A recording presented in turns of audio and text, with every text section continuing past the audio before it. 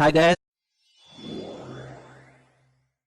Important topic में एक और इम्पोर्टेंट टॉपिक जुड़ रहा है। उस टॉपिक का नाम है अनुपात तथा समानुपात। दोस्तों, सबसे पहले हम जानते हैं कि अनुपात क्या होता है। दोस्तों, अगर हमें अनुपात, जिसको इंग्लिश में रेशियो कहते हैं, समानुपात जिसको इंग्लिश में प्रोपोर्शन कहते हैं, ये दोनों नाम में तो एक ही जैसे लगते हैं, लेकिन दोनों में थोड़ी सी सिमिलरिटी है, थोड़ी सी डिसिमिलरिटी है। आइए हम सबसे पहले बात करते हैं अनुपात की, फिर हम बात करते हैं समानुपात की। दोनों को हम साथ साथ लेकर चलेंगे, जिससे आपको इजीली समझ में आए। दोस्तों, पहले तो हम बताते हैं कि अनुपात का सिंबल क्या होता है। दोस्तों, जब अनुपात के सिंबल की बात किया जाएगा तो अनुपात का सिंबल दो डॉट लाइन, ये देखिए, एक डॉट दो डॉट। अगर दो डॉट हम बना देंगे दोस्तों, दो डॉट, तो ये अनुपात का सिंबल हो जाएगा। अगर हम बात करें समानुपात के सिंबल की, दोस्तों समानुपात को दो पैरेलली डॉट, इसमें बस दो डॉट रहता है, इसमें चार डॉट रहता है। दोस्तों, इसका मतलब हम समझ गए कि अनुपात क्या होता है और समानुपात क्या होता है। दोस्तों, अनुपात को दो डॉट से हम एक डॉट ऊपर एक डॉट नीचे से प्रदर्शित करते हैं। समानुपात को चार डॉट से प्रदर्शित करते हैं। आप देख सकते हैं यहाँ पे चार डॉट है। दोस्तों, अनुपात मतलब क्या होता है, जिसको इंग्लिश में रेशियो कहते हैं। जैसे बोल दिए 2:3, इसका मतलब दोस्तों हो गया 2/3। 2/3 और अनुपात दोनों एक समान नहीं होता दोस्तों, लेकिन इसको हम सॉल्व करते समय इक्वल लिख सकते हैं। दोस्तों, जैसे अब हम बात करेंगे अगर समानुपात की, तो समानुपात में क्या होता है दोस्तों, दो अनुपातों की तुलना होती है। जैसे यहाँ पे A/B था या A/B था, यहाँ पे दो अनुपात, यहाँ पे A/B है, C/D है, यहाँ पे दो अनुपात हो गए, A/B, C/D। इन दो अनुपातों की तुलना हो गई। तुलना जो किससे होती है, समानुपात से होती है। तो हमें समझ में आ गया दोस्तों, जहां भी दो अनुपातों की तुलना होगी उसे हम कहेंगे समानुपात। तो इसका मतलब दोस्तों A संबंधी B से हम अनुपात को प्रदर्शित करते हैं। अगर दो अनुपातों की तुलना कर दी है, जैसे A/B समानुपात/C/D, तो इसे हम समानुपात कहते हैं। दोस्तों, अगर हम बात करें अनुपात की एग्जाम्पल की, तो सबसे पहले दोस्तों हम देखते हैं कि अगर लिखा है A बराबर 10 मीटर, B बराबर 5 लीटर और पूछ दिए तो A और B के बीच अनुपात ज्ञात करो। दोस्तों, अगर ऐसा क्वेश्चन पूछा है तो ऐसे क्वेश्चन को हम सॉल्व नहीं कर सकते। इसका मतलब बस एक है, क्योंकि अगर A/B हमें निकालना है तो सबसे पहले हम देखेंगे कि दोनों का मात्रक समान होना चाहिए, दोनों का यूनिट समान होना चाहिए। दोस्तों, यहाँ पे यूनिट है मीटर में, यहाँ पर यूनिट है लीटर में, तो इसको हम सॉल्व नहीं कर सकते। अगर इस क्वेश्चन को सॉल्व हम कब कर सकते थे, अगर रहता A बराबर 5 मीटर, B बराबर 5 मीटर, तो इसको हम A/B 10/5 करके आंसर इसका आ जाता 2:1 या 2:1। देखिए नीचे लिखा है विकास मात्रक समान होने पर ही अनुपात ज्ञात करते हैं। जब तक मात्रक समान नहीं रहेगा दोस्तों, तब तक हम अनुपात ज्ञात नहीं करेंगे। दोस्तों, अब हम बात करते हैं समानुपात की।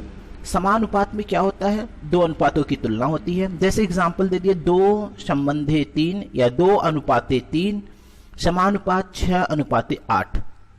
अब दोस्तों, इसको हमें लिखना है तो हमें पता है एक अनुपात है 2:3, दूसरा अनुपात है 6:8। इन दोनों अनुपातों की तुलना करना है तो हो गया 2/3 बराबर 6/8।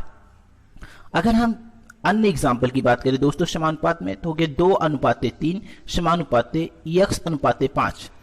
अगर हमें इसकी वैल्यू ज्ञात करना है, इसमें यक्ष की वैल्यू ज्ञात करना है, तो हमें पता है अनुपात बराबर हो गया 2:3 या 2/3 बराबर x/5। इसमें अगर हमें यक्ष की वैल्यू ज्ञात करना है तो हो जाएगा 2/3 गुणे 5 बराबर यक्ष। दोस्तों, तो हो गया यक्ष बराबर 10/3। इस क्वेश्चन को सॉल्व करने के लिए हमें यक्ष की वैल्यू इससे पता चल गई। तो दोस्तों, अभी तक हमने सीखा कि अनुपात क्या होता है, अनुपात का प्रतीक क्या होता है, अनुपात को हम कैसे प्रदर्शित करते हैं। इसी प्रकार दोस्तों हमने सीखा समानुपात क्या होता है, समानुपात का प्रतीक क्या होता है, समानुपात को कैसे प्रदर्शित करते हैं। अब हम चलते हैं कुछ इंपॉर्टेंट पॉइंट जो अनुपात और समानुपात से संबंधित है। इसमें हम बात करते हैं दोस्तों विलोमानुपात, जिसको इंग्लिश में कहते हैं इनवर्स रेशियो। दोस्तों, अगर हमें A और B का अनुपात ज्ञात करना है तो हमें पता है A/B बराबर A/B, ये ए और बी का अनुपात है। अगर हमें विलोमा अनुपात ज्ञात करना है दोस्तों, विलोमा अनुपात मतलब ए बटे बी का उल्टा, तो ए बटे बी का उल्टा होता है दोस्तों बी बटे ए। तो हमें दोस्तों समझ में आ गया कि ए बटे बी का अनुपात होता है ए अपान बी, और विलोमा अनुपात होता है इसका जस्ट उल्टा बी अपान ए। दोस्तों अगर हम एग्जाम्पल की बात करें, तो ए बटे बी का अनुपात निकालेंगे तो 2/3 आएगा दोस्तों, और अगर हम ए बटे बी का विलोमा अनुपात निकालेंगे तो 3/2 आएगा। ये दोस्तों हमको समझ में आ गया। अब हम चलते हैं नेक्स्ट इंपॉर्टेंट पॉइंट पर। वो नेक्स्ट इंपॉर्टेंट पॉइंट है वर्गानुपात, जिसको इंग्लिश में कहते हैं स्क्वायर रेशियो। नहीं, आप हमेशा याद रखना, कभी कभी पूछ देता है कि वर्गानुपात की इंग्लिश में कहते हैं, तो लोग समझते हैं कि वर्गानुपात को स्क्वायर रेशियो कहते हैं, लेकिन इसको स्क्वायर रेशियो नहीं कहते, इसको कहते हैं डुप्लीकेट रेशियो। दोस्तों डुप्लीकेट रेशियो क्या होता है? वर्गानुपात, जैसे अगर हमें पता है ए और बी का अनुपात निकालना है तो हम लिख देंगे ए अनुपात बी। अगर वर्गानुपात पहले क्या लिखा है? वर्ग, और किसका वर्गानुपात? ए अपान बी का, तो ए पे भी हम वर्ग लगा देंगे, बी पे भी। देखिए दोस्तों यहाँ पे ए पर भी वर्ग लगा दिया, बी पर भी, तो ए और बी का वर्गानुपात हो गया। अगर हम एग्जाम्पल के तौर पर देखें दोस्तों, 3:4 का वर्गानुपात, तो दोस्तों 3:4 है, इसका वर्गानुपात करना है तो हम 3 पे भी वर्ग निकाल दिए, 4 पे भी वर्ग। अगर वर्गानुपात कहेगा तो हम दिए गए संख्या को अमूमन वही लिखेंगे, बस उन संख्याओं पर वर्ग लगा देंगे। अब कह रहा है दोस्तों वर्गा समानुपात, इसकी इंग्लिश होती है सब डुप्लीकेट। अगर हमें पता है ए और बी का अनुपात निकालना है तो ए अनुपात बी हो गया। वर्गा समानुपात निकालना है, वर्गा समानुपात मतलब होता है दोस्तों ए और बी को हम अंडर रूट में लिख देंगे, ए और बी को हम अंडर रूट में लिख देंगे। तो ए और बी को अगर हम अंडर रूट में लिखेंगे दोस्तों, तो under root A under root B हो गया। जैसे दोस्तों अगर हम एग्जाम्पल की बात करें, अगर लिखा है ए और बी का वर्गा समानुपात, तो हम लिख दिए अंडर रूट ए अनुपात अंडर रूट बी। अगर रहता है 3 और 4 का वर्गा समानुपात, हम लिखते हैं under root 3 ratio under root 4। अब हम बात करते हैं घनानुपात, जिसको इंग्लिश में कहते हैं ट्राइप्लिकेट या ट्राइप्लिकेट रेशियो, जिसे घनानुपात कहते हैं। अगर ए और बी का घनानुपात पूछा है दोस्तों, घन मतलब होता है घाते 3, तो ए घाते 3 हो गया, बी घाते 3 हो गया, मतलब ए और बी का घनानुपात ए घाते 3 बी घाते 3 के बराबर होता है, ट्राइप्लिकेट रेशियो। अब दोस्तों हम बात करते हैं घना समानुपात का।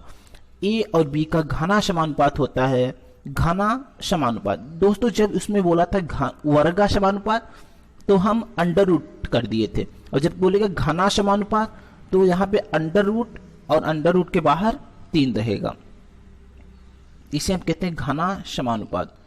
अंडर रूट हो गया, अंडर रूट के बाहर 3 हो गया, इसे कहते हैं घना समानुपात। दोस्तों अगर हम बात करें इसके एग्जाम्पल की, घना समानुपात के एग्जाम्पल की अगर बात करें दोस्तों, तो 2:3 का घना समानुपात याद करो तो हो जाएगा 2, ये घना समानुपात का वह चिन्ह है, इसे घनमूल का भी चिन्ह कहते हैं, अनुपात 3 या जो संख्या दी रहेगी वर्गमूल घनमूल का चिन्ह। दोस्तों अब हम बात करते हैं नेक्स्ट पॉइंट पे, मिश्र अनुपात, जिसको इंग्लिश में कहते हैं कंपाउंड रेशियो।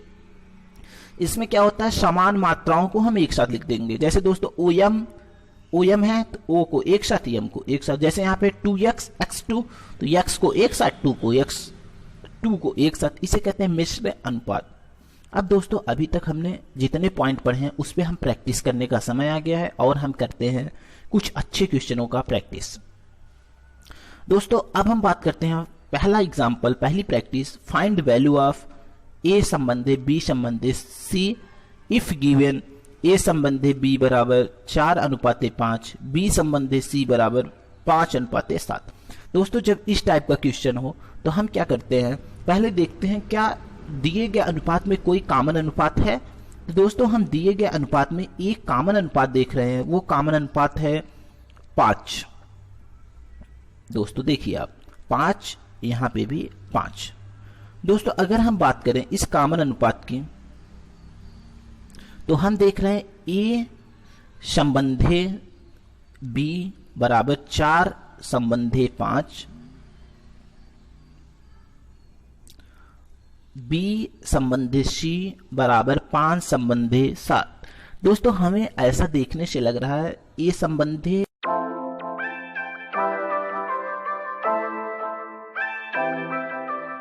दोस्तों अब हम बात करते हैं वर्गानुपात और समानुपात, घनानुपात, सबकी बात हम कर चुके हैं। अब हम बात करते हैं अनुपात तथा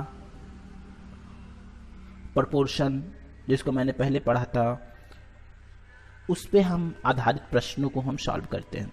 अनुपात तथा समानुपात पे आधारित प्रश्नों को हम सॉल्व करते हैं। पहले क्वेश्चन पे चलते हैं। फाइंड वैल्यू ऑफ ए अनुपात बी अनुपात सी इफ गिवन ए अनुपात बी बराबर 4:5, बी अनुपात सी बराबर 5:7। दोस्तों अगर इस टाइप का क्वेश्चन हो तो हम देखते हैं इसमें कोई कॉमन दिया है। दोस्तों जब हम कॉमन की बात करते हैं तो हमें पता है ए अनुपात बी मतलब होता है 1 बराबर 4, बी बराबर 5। बी अनुपात सी का मतलब होता है बी बराबर 5, सी अनुपात 7। इसका मतलब दोस्तों बी का वैल्यू यहाँ भी 5 है, बी का वैल्यू यहाँ भी 5 है। जब इस टाइप का क्वेश्चन दोस्तों मिलता है तो इस टाइप के क्वेश्चन में, इस टाइप का क्वेश्चन जब दोस्तों दिखता है तो इस टाइप के क्वेश्चन में हम क्या करते हैं, कॉमन वाले को एक साथ लिखते हैं और हम क्वेश्चन को हुबहू लिख देते हैं। दोस्तों ए अनुपात बी अनुपात सी में हम देखते हैं ए अनुपात बी 4:5, बी अनुपात सी 5:7। इसका आंसर हो गया 4:5:7। 4:5:7 इसका आंसर हो गया दोस्तों।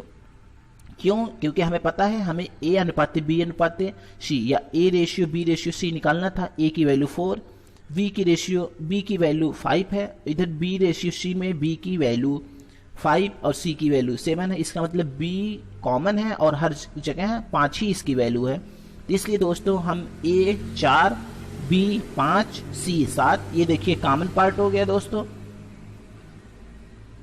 ये दोस्तों कॉमन पार्ट हो गया 5-5। इस कॉमन पार्ट को सॉल्व करने के लिए दोस्तों मैं इस कॉमन पार्ट को एक बार लिख दूंगा, तो इसका आंसर हो गया 4:5:7। दोस्तों अब हम बात करते हैं उसी पे आधारित एक और एग्जाम्पल का। इसमें पूछा है दोस्तों ए अनुपात बी बराबर 2 संबंधे 3, बी अनुपात सी बराबर 3 संबंधे 5। तो ए अनुपात बी अनुपात सी का मान ज्ञात करो।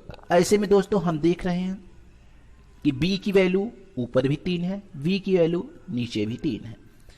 क्योंकि मैं पहले समझा चुका हूं कि इसमें ए की वैल्यू कैसे पता करते हैं, बी की वैल्यू कैसे पता करते हैं, सी की वैल्यू कैसे पता करते हैं। दोस्तों इसको देखने के बाद हम समझ गए कि बी की वैल्यू कॉमन है और वो कॉमन वैल्यू 3 है। तो इसलिए हम यहाँ पे लिखेंगे 2 संबंधे 3 संबंधे 5। बी की जो वैल्यू 2 बार थी उसको मैंने एक बार लिख दिया और आंसर आ गया 2 संबंधे 3 संबंधे 5। दोस्तों नेक्स्ट क्वेश्चन पे चलते हैं। अगर दिया है ए संबंधे बी या ए अनुपात बी बराबर 4:5, बी अनुपात सी बराबर 10:9, तो दोस्तों ए अनुपात बी अनुपात सी की वैल्यू ज्ञात करो। ऐसे क्वेश्चन को सॉल्व करने के लिए दोस्तों हम देखते हैं, अभी तक जो हम क्वेश्चन देख रहे थे उसमें हम ये देख रहे थे कि बी की वैल्यू कॉमन थी। जब वैल्यू कॉमन थी तो जो कॉमन वैल्यू थी उसको हम एक बार लिख लेते थे और सबको हुबहू लिख लेते थे। लेकिन दोस्तों इसमें तो कॉमन है ही नहीं, तो जिस अनुपात में कॉमन वैल्यू नहीं दी रहेगी उसको हम कॉमन बनाएंगे। यहाँ पे दोस्तों मैंने क्या किया कि 4:5 को कॉमन बनाने के लिए हम 2 से गुणा कर दिए। तो 2 से गुणा इसलिए कर सकते हैं दोस्तों क्योंकि 4:5 को हम लिख सकते हैं 4/5 गुणे ऊपर 2 नीचे 2, 2 कट जाएगा, इसका मतलब 2 से गुणा कर सकते हैं तो हो जाएगा 8/10। 2 का गुणा ऊपर किए 4 के साथ, 4 दूनी 8, 5 का गुणा नीचे किए 5 दूना 10। तो ये हो गया दोस्तों 8:10। अब हमें पता है दोस्तों ए संबंधी बी या ए अनुपात बी की वैल्यू 8:10 आ गई और बी अनुपात सी की वैल्यू 10:9 आ गई। इसका मतलब दोस्तों इसमें भी b की वैल्यू 10 है, इसमें भी b की वैल्यू 10 है। अब हमें a अनुपाते b अनुपाते c निकालना है, तो हो गया a 8, b 10, c 9, तो हो गया 8 10 9। दोस्तों नेक्स्ट क्वेश्चन पे चलते हैं। अगर क्वेश्चन है 2a बराबर 3b, तो a अनुपाते b का मान ज्ञात करो। दोस्तों 2a बराबर 3b, 2/3 बराबर b/a, तो हमें लेकिन a अपान b की वैल्यू ज्ञात करना है।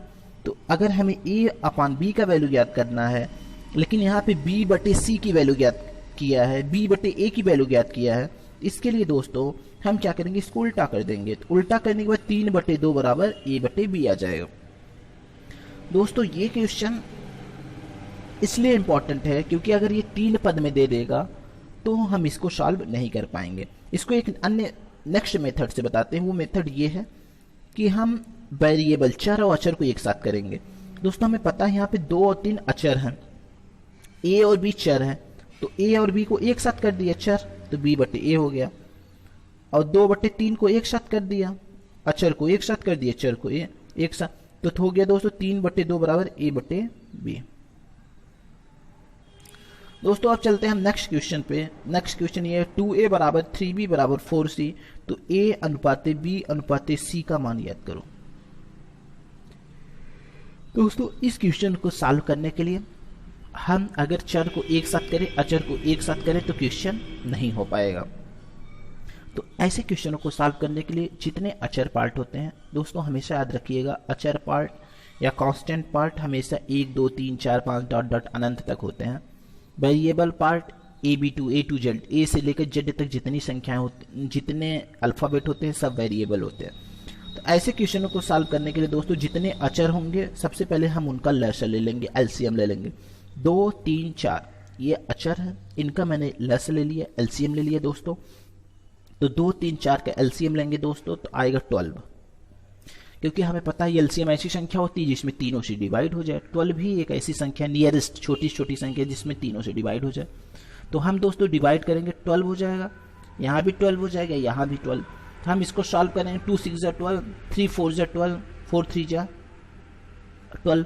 तो दोस्तों क्या a/6, b/4, c/3। तो इसका अब a के नीचे जो रहेगा वो a की वैल्यू, b के नीचे जो रहेगा b की वैल्यू, c के नीचे जो रहेगा वो c की वैल्यू। a की वैल्यू हो गई 6, b की वैल्यू हो गई 4, c की वैल्यू हो गई 3। दोस्तों a अनुपाते b अनुपाते c का मान आ गया 6 अनुपाते 4 अनुपाते 3। दोस्तों अब हम चलते हैं नेक्स्ट क्वेश्चन की तरफ। 8 अनुपाते 21 समानुपाते 13 अनुपाते 31 में क्या जोड़ा जाए कि योगफल समानुपात हो जाए।